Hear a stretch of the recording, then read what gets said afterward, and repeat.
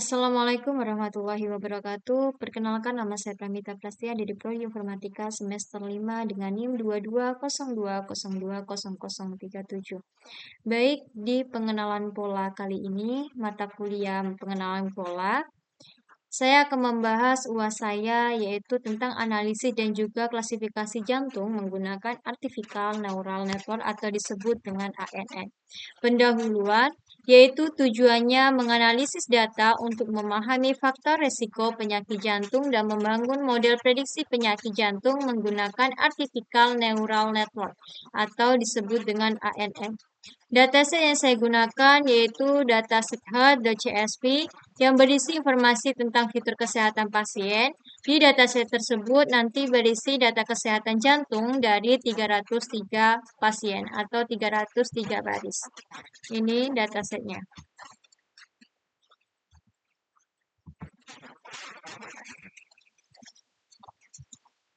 Apa sih yang dimaksud dengan ANN? Jadi, ANN atau Artificial Neural Network itu adalah model komputasi yang terinspirasi dari cara kerja jaringan saraf biologis di otak manusia. ANN digunakan untuk memecahkan berbagai masalah seperti klasifikasi, regresi, pengenalan pola, dan juga pemrosesan data kompleks. ANN terdiri dari neural buatan yang diorganisir dalam lapisan-lapisan seperti input layer, header layer, dan juga output layer. Kelebihan dan juga kekurangan dari ANN. Kelebihan ANN yang pertama, kemampuan generalisasi. Jadi, ANN itu dapat mengenali pola dari data yang kompleks. Yang kedua, adaptif. ANN mampu belajar dan menyesuaikan parameter atau bobot dari data. Yang ketiga, pemrosesan paralel. ANN dapat memproses banyak data secara simultan. Yang keempat, nonlinear mapping. Mampu memodelkan hubungan nonlinear antara variabel input dan juga variabel output. Kekurangan dari ANN itu satu, kebutuhannya data yang besar. ANN membutuhkan jumlah data latih yang besar dan untuk hasil optimal. Yang kedua, kompleksitas model, yaitu memilih arsitektur yang salah satunya bisa mengakibatkan overfitting atau underfitting. Yang ketiga, trainingnya lambat. Jadi proses pelatihan ANN bisa memakan waktu lama, terutama pada model yang kompleks. Yang ketiga, yang selanjutnya yaitu studi kasusnya. Jadi pada studi kasus ini, saya akan menerapkan ANN untuk memprediksi penyakit jantung menggunakan data heart.csv, yaitu data ini. Dari isi dataset yang saya berikan ada beberapa kolom, yaitu ada 14 kolom. Yang pertama kolom EG yaitu usia, seks itu jenis kelamin, CP. Yang ketiga 4 tes BPS, yang kelima call, yang keenam VBS, 7 restage, 8 telege, 9 EXA, 10 all patch, 11 slope, 12 CA atau CA, 13 tal dan 14 target. Ada 14 kolom. Jadi yang pertama tadi kita bahas EG itu umur, seks itu jenis kelamin atau pasien. Pasien itu 0 itu berarti perempuan, kalau 1 itu berarti laki-laki. CP itu jenis nyeri dada, tes BPS itu berarti tekanan darah saat istirahat, kol itu kadar kolesterol, VBS itu gula darah puasa, kurang dari 120 mg, restage itu hasil elektrokardiografi saat istirahat, talage itu denyut jantung, maksimum yang dicapai, eksang itu egina yang diinduksi oleh olahraga, Alpec itu sebagai depresi, ST yang diinduksi oleh olahraga relatif terhadap istirahat, slope itu kemiringan segmen ST, puncak latihan CA atau CA itu yaitu jumlah pembuluh darah utama dari 0 sampai dengan 3 yang terlihat pada fluoroskopi. TAL itu thalassemia yaitu kategorikal, targetnya yaitu diagnosis penyakit jantung. Jika seorang pasien itu terkena penyakit jantung atau diagnosis penyakit jantung, maka itu nilainya 1 atau memiliki penyakit dan 0 itu tidak memiliki penyakit. Ini 1. Ini targetnya. Selanjutnya, load data.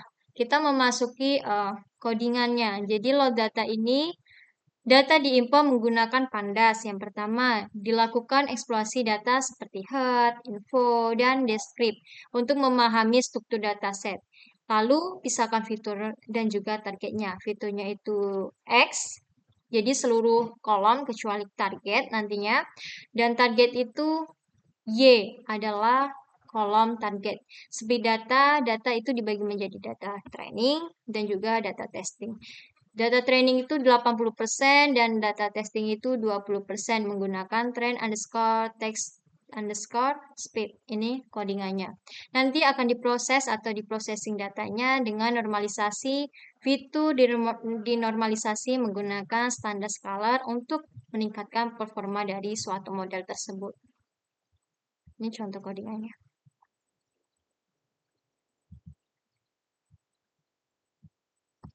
Yang pertama tadi load data di sini. Jadi pertama kita import pandas terlebih dahulu. Pandas itu memanipulasi dan juga analisis data dalam bentuk label, juga data frame. Import NumPy digunakan untuk operasi numerik seperti array dan juga aljabar. Transfer ini untuk pembelajaran mesin dan deep learning. Transfer keras model import sequential ini berarti dia membangun model neural network secara berurutan dari layer ke layer. Transfer keras layer ini impedensi berarti menghubungkan semua neuron dari satu layer dengan semua neuron di layer yang berikutnya.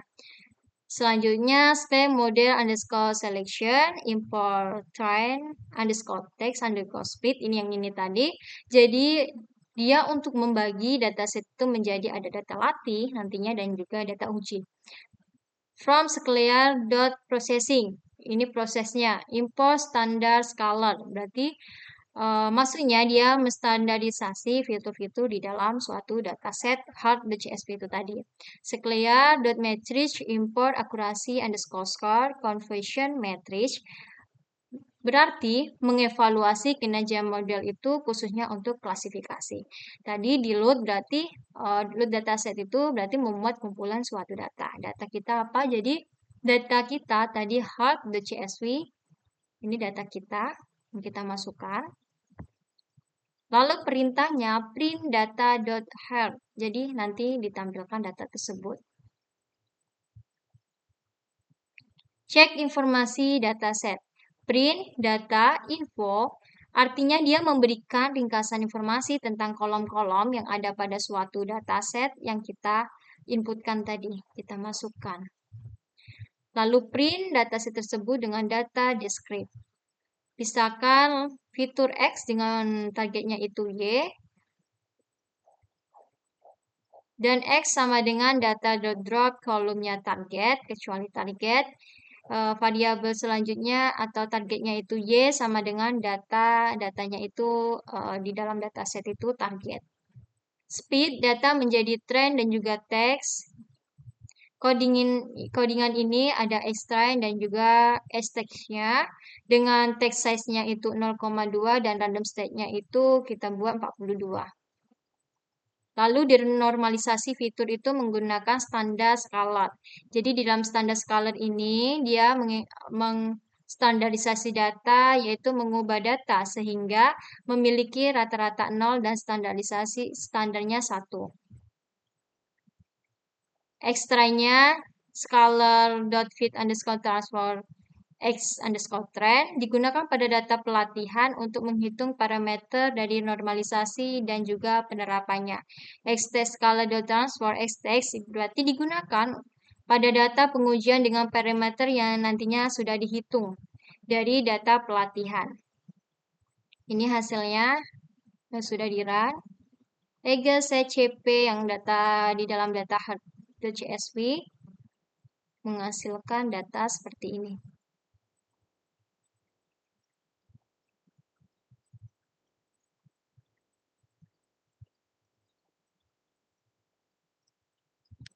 Selanjutnya kita melakukan pembangunan model dari ANN. Yang pertama ada arsitektur atau membangun model tersebut. Kita inputkan layar kita menggunakan 16 neuron.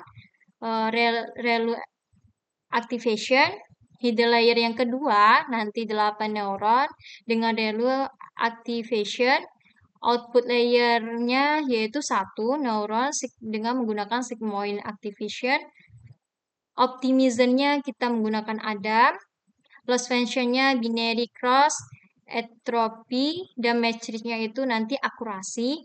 Pelatihan model itu model nanti dilatih selama 50 epoch dengan batch size-nya itu 16. Ini contoh codingan dari arsitektur pembangunan model ANN. Jadi, yang dijelaskan tadi, di sini dash-nya 16 berarti inputan layer yang pertama itu 16 dengan relu dan hidden layer yang pertama itu 16 juga. Dash 8 artinya hidden layer yang kedua. Hidden layer kedua itu 8, action-nya itu menggunakan relu dan output-nya itu 1, activation-nya menggunakan sigmoid. Kompilasi modelnya di sini menggunakan optimism Adam tadi. Berarti optimizer Azam itu digunakan untuk mengupdate bobot model selama pelatihan nanti. Loss sama dengan binary underscore cross entropy dengan matrix akurasi, nantinya akurasi. Ini artinya digunakan. Loss itu digunakan untuk klasifikasi dari biner dan akurasi untuk mengukur suatu akurasi model, matrix akurasi. Ringkasan arsitektur model dengan model summary artinya menampilkan ringkasan arsitektur dari model tersebut. Lalu kita latih model tersebut dengan historis sama dengan model.fit, x underscore trend, y underscore trend dengan epoch. Yang kita epochkan yaitu 50 dengan batch size-nya itu 16. Validasi datanya x text dan juga y trend. Evaluasi pada data tes yaitu loss, akurasi sama dengan model.evaluate, X-trend dan juga Y-trend ini menghitung dan mengembalikan nilai loss dan akurasi pada data uji X-text dan juga Y-trend nantinya. Dengan print menampilkan F-text akurasi dengan akurasi .2F. Lalu kita prediksi di sini dengan Y sama Y underscore spread model.predict X underscore test dengan 0,5 STP-nya itu integer 35. Jadi memprediksi kelas berdasarkan data pengujian di dalam X-text ini sigmoid yang digunakannya, aktivasinya, hasil prediksi lalu mengubah tipe data hasil prediksi itu menjadi suatu integer STP-nya integer 32 ini. Matrix kebingungannya atau confusion matrix-nya perintahnya yaitu menghitung dan juga menampilkan metrik kebingungan CM sama dengan confuge underscore matrix, Y text dan juga Y underscore spread. Dengan menampilkan print confusion matrix lalu menampilkan CM-nya. Dan ini hasil dari kode yang ada di atas.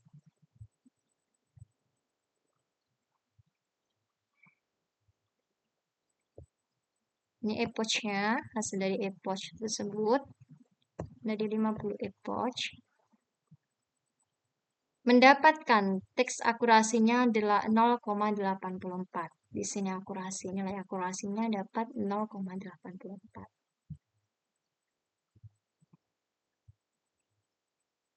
Akurasi testing di evaluasi model nanti yang dibahas tadi ada namanya akurasi testing, evaluasi model pada data set testing menghasilkan akurasi akhir saya yaitu contohnya teks akurasinya itu ada 0,84. Ini teks akurasi.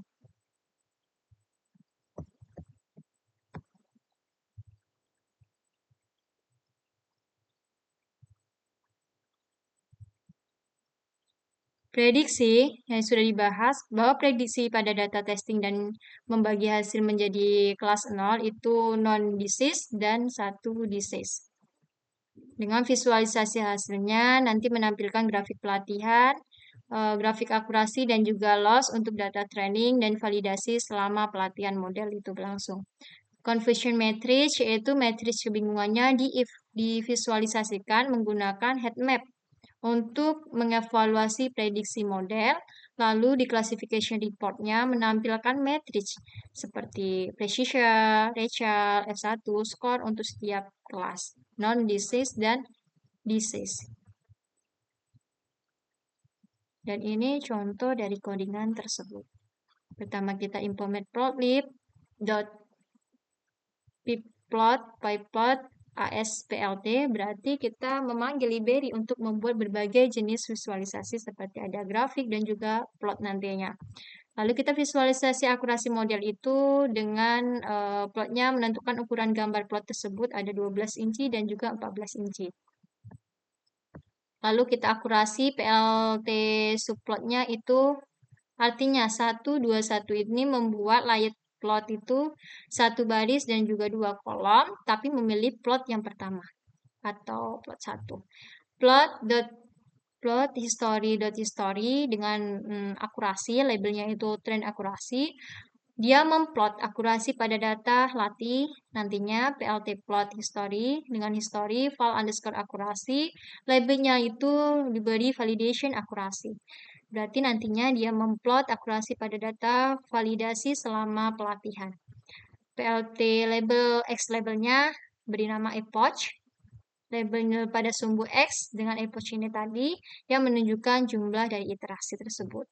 Y labelnya memplot atau Y label akurasinya kita memberikan judul di dalam plot itu dan menjelaskan bahwa plot ini menunjukkan akurasi pelatihan selama pelatihan dan juga validasi.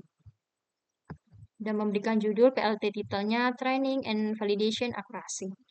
Lalu PLT Legend akan menampilkan loss atau kehilangannya plt.subplot 122, artinya membuat layout plot itu dengan satu baris, dua kolom, tapi memilih plot yang kedua. plt.plot history loss dengan label trend loss, kita memplot loss pada data pelatih dari X trend masuk X loss, trend loss ini selama pelatihan. Lalu plt.plot history file underscore loss, labelnya dengan validation loss. Memplot loss itu pada data validasi selama pelatihan. Dengan memberikan label, X labelnya itu epoch, ya labelnya itu loss, dengan titelnya, judulnya training and validation loss. Lalu menampilkan PLT show. Akan ditampilkan dan hasil lainnya seperti ini. Yang pertama tadi training and validation akurasi dari akurasi ini. Lalu loss atau kehilangannya akan menghasilkan training and validation loss. Seperti ini. Ini epoch. Akurasinya di sini, ini akurasi, dan ini lossnya. Lalu mengevaluasi model tersebut dengan from clear.matrix import akurasi underscore score, conversion underscore matrix, dengan classification-nya itu underscore report. Lalu kita import keyboardnya AS dengan alias SNS. Converge matrix-nya atau matriks kebingungannya CM sama dengan converge underscore matrix dengan Y trend dan juga Y underscore prime. Lalu kita mengplot atau memberi plot matriks kebingungannya dengan plot confusion matrix. PLT figurnya kita beri flag size-nya itu 8 dan 6. 8 inci dan 6 inci. NSN heat map yang tadi dibahas dari PPT ini menggunakan heat map di dalam converge matrix-nya untuk mengevaluasi prediksi dari suatu model.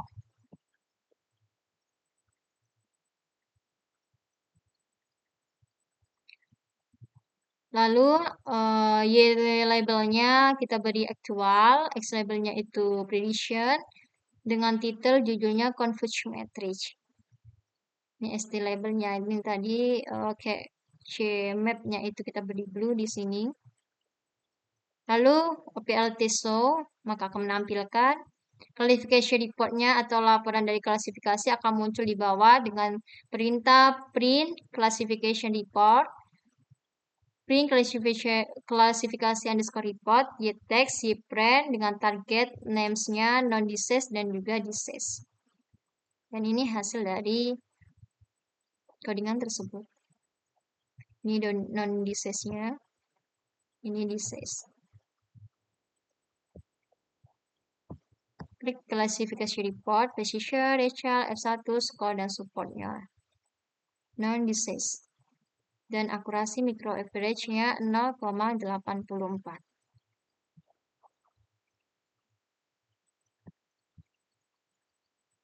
Baik, dari kesimpulan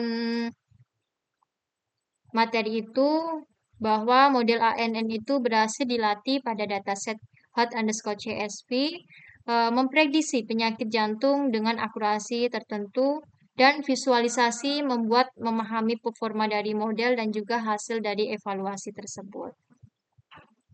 Sekian presentasi dari saya, kurang lebihnya atau salah-salah kata, penjelasannya yang kurang, saya mohon maaf. Saya akhiri. Wabillahi taufiq wal hidayah. Wassalamualaikum warahmatullahi wabarakatuh.